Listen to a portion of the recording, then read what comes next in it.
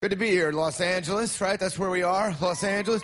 I live in New York City. Sometimes people argue, what's the best city? I hate when people say they live in the best city. You know, a lot of people in New York think, we live in the greatest city. New York's the greatest city on earth. How can you say any city is the greatest city? Unless you've been to every single city, right? What do you know?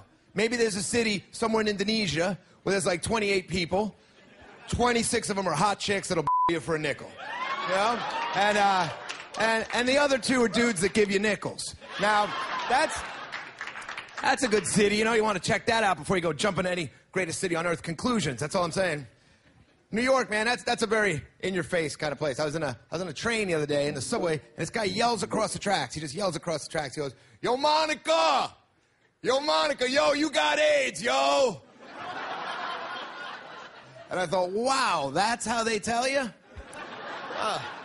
That Michael Moore is right. We have the worst healthcare system. Up in Canada, they probably call you up, right? Maybe an email or something. They don't just hire some kid to scream across the subway tracks. Some people stay happy. You see happy people everywhere, even when they shouldn't be happy. They have no right to be happy, but they're happy as hell. Like I saw these homeless guys, and they were singing a cappella. They were a homeless a cappella group. They were homeless, singing a cappella, shaking a cup for money. First of all, how do those guys even meet? You know, it's hard enough to form a band when you got a house and a phone and all kinds of other band-forming apparatuses, you know. But how do you bump into other a cappella enthusiasts when you're out there on the homeless scene? You know? You think you're just sitting around the shelter one day? I need some crack. Me too. Me three. Oh. Some people are way too happy. These people that make waiters sing happy birthday to them in restaurants, when they're grown-ups and they're adults, it's not Chuck E. Cheese, they're adult, grown-up people, and now every restaurant you go to, it's like happy birthday singing time, like it doesn't suck enough to be a waiter. Now you gotta become some kind of cabaret lounge act, celebrating some guy not dying for the last 365 days. Do you do anything special for birthdays? Man, I was in a restaurant the other day, they came out at least four separate times to sing happy birthday to all the different tables. You can't even place your order because your waiter's got to become part of the shenanigans at table 5, you know. 4 different times singing happy birthday to adults, and they got to make a big deal out of it. They got to go in the back, they got to dim the lights, you bring a cupcake with a sparkler or a candle on it or something. Even the dishwasher's out there singing to people. Happy birthday to you, happy birthday to you. It's my birthday too, but no one's singing happy birthday to me because I'm in the back washing dishes for 50 cents an hour, but somehow I'm the bad guy for taking away American jobs. What job am I taking away? Who wants to wash a dish for 50 cents an hour? Okay, yes, arguably, all of us coming over like this collectively lowers the labor rates in the country. We could debate it on those merits, but no, you're taking my job, you're taking my job, you're taking my job. What kind of ignorant is that? You're taking your job. You have to ask yourself, are you willing to pay the increased cost of paying a prevailing wage for some slob to stand back there washing dishes? No, you're not willing to pay the increased cost. You want the cheap labor, but then you want to complain about people taking the jobs. If you really want to stem the tide of illegal immigration, why don't you penalize the employers who hire us? Oh, because that will be politically unpopular. How old are you now? Now, Tiger Woods is just got out of rehab, I guess, for being like a sex addict or like a dude. And there's a lot of hypocrites on TV, all the relationship experts talking about, you know, how do you avoid trouble in your relationship? More communication. That's what they say, right? You need more communication. You think that's the secret? More communication? There's too much communication. That's the problem. Too much texting, too much email. It's just too easy to get caught. That's the problem right now. Look at Thomas Jefferson. Look at Thomas Jefferson. He cheated on his wife with a slave in the 1700s. They caught him 4 years ago. Now, if you cheat on your wife and you cover it up for 200 years, you're pretty much thinking you're home free. That's all I'm saying. More communication. How is he supposed to communicate? What was he supposed to do? How could he communicate that problem? How would communication... Elin, I think we really need to communicate. I really, really want to have sex with other women. It's really hard not to. I really want to. I'm a very successful celebrity, and women throw themselves at me, and I want to have sex with them. I want to have sex with other women sometimes, because I was a loser, nerdy little golfer geek for years, and now I have access to all these women, and it's very hard to just turn that button off. I mean, I really want to have sex with them, and it would mean nothing to me. I love you, and I love our family, but occasionally I want to have sex with some women, it would mean nothing. And I know you don't understand, because men and women are different like that. Like, I don't understand a lot of things about you. Like, I don't understand how much you love shoes. You know? But if hundreds of free pairs of shoes showed up in your hotel room every night, I guarantee you'd keep a pair every once in a while.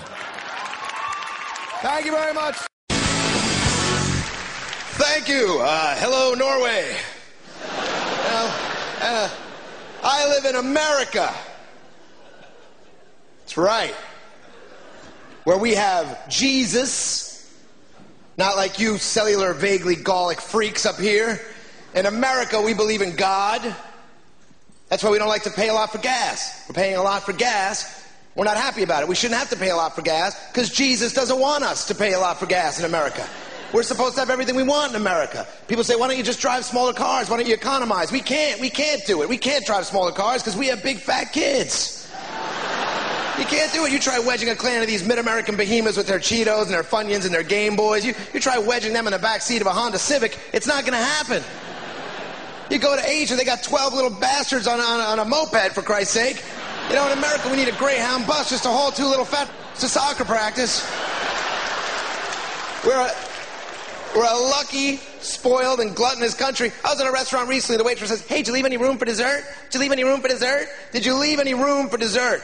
How gluttonous a concept is that? Did you leave any room? Is there more space in your fat, distended, bloated body cavity for more?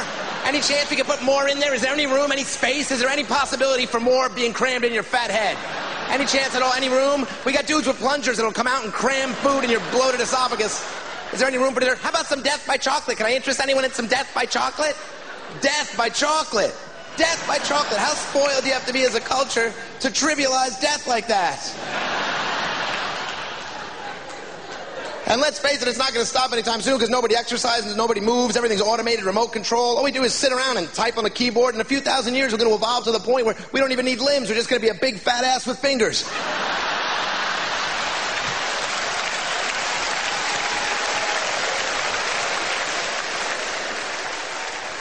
I'm trying to say that Jesus loves us as Americans.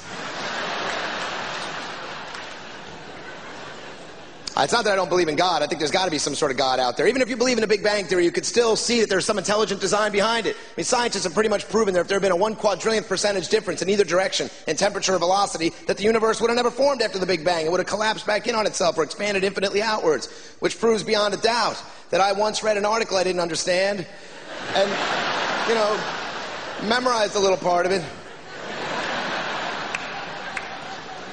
But we have moral values in America, not like up here. You have no values. You have no Jesus. You're in your gay marriage. Same-sex marriage is the law of the land. What kind of country makes it the law of the land that you got to marry someone in your same sex? Are you people trying to kill God?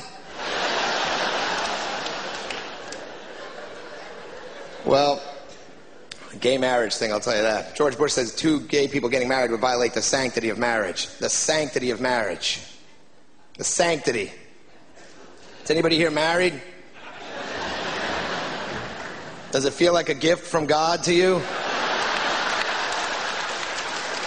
The sanctity of marriage. You can get married in Vegas at 5 o'clock in the morning to some toothless crack whore you met 15 minutes ago. Not only do I think gay people should be allowed to get married, I think they should have to get married because I'm a little tired of their happy-go-lucky lifestyles. They should have to suffer like everybody else. I'm sick of walking by these sidewalk cafes. You see these guys sitting there, they're all tan and fit and muscular. They're like 60 years old, but they look great because they don't have someone at home sucking the will to live right out of them.